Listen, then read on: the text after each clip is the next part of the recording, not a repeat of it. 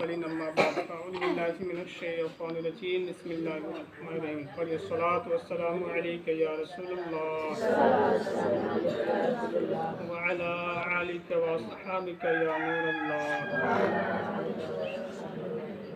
فرمان آخر نبی صلی اللہ تعالی علیہ وسلم ہے جو انسان مجھ پر ایک مرتبہ درود پاک پڑھتا اللہ تعالیٰ اس پر 10 رحمتیں نازل فرماتا ہے۔ صلو علی الحبیب صلی اللہ علیہ محمد۔ چمکتے چہرے منقول ہے کہ جب قیامت قائم ہوگی تو نمازیوں کو گروہ در گروہ یعنی گروپ کی صورت میں جنت کی طرف جانے کا حکم ہوگا۔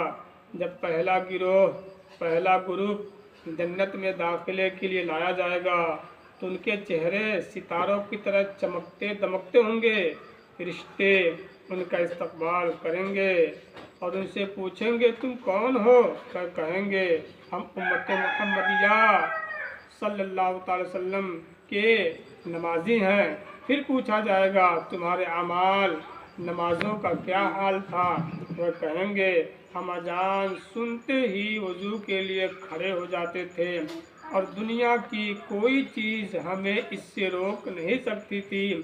فرشتے کہیں گے تم اسی کے مستحق ہو کہ تمہیں جنت میں داخل کیا جائے۔ سبحان اللہ۔ پھر دوسرا گروپ جنت میں داخلے کے لیے لایا جائے گا جن کا حسن و جمال یعنی خوبصورتی پہلے گروہ سے زیادہ ہوگا۔ ان کے چہرے چاند کی طرح چمکتے ہوں گے۔ فرشتے ان سے پوچھیں گے تم کون ہو؟ وہ کہیں گے ہم نماز پڑھنے والے تھے۔ پھر پوچھیں گے تمہاری نمازوں کا کیا حال تھا؟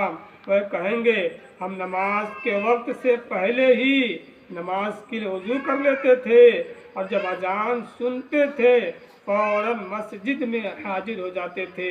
فرشتے کہیں گے تم اسی کے مستحق ہو۔ پھر تیسرا گروہ جنت میں داخلے کے لیے لایا جائے گا جن کا مقام و مرتبہ حسن و جمال یعنی خوبصورتی پہلے گروہوں سے کہیں زیادہ ہوگا۔ ان کے چہرے آفتاب یعنی سورج کی طرح روشن ہوں گے۔ فرشتے ان سے پوچھیں گے تم اتنے خوبصورت اور اتنے اعلیٰ مقام والے کون ہو؟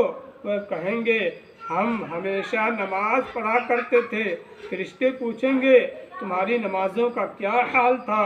وہ کہیں گے ہم اذان ہونے سے پہلے ہی مسجد میں موجود ہوتے تھے اور اذان مسجد میں ہی سنتے تھے۔ فرشتے کہیں گے تم اسی کے مستحق ہو۔ ایک روز مومنو تمہیں مرنا ضرور ہے، ایک روز مومنو تمہیں مرنا ضرور ہے۔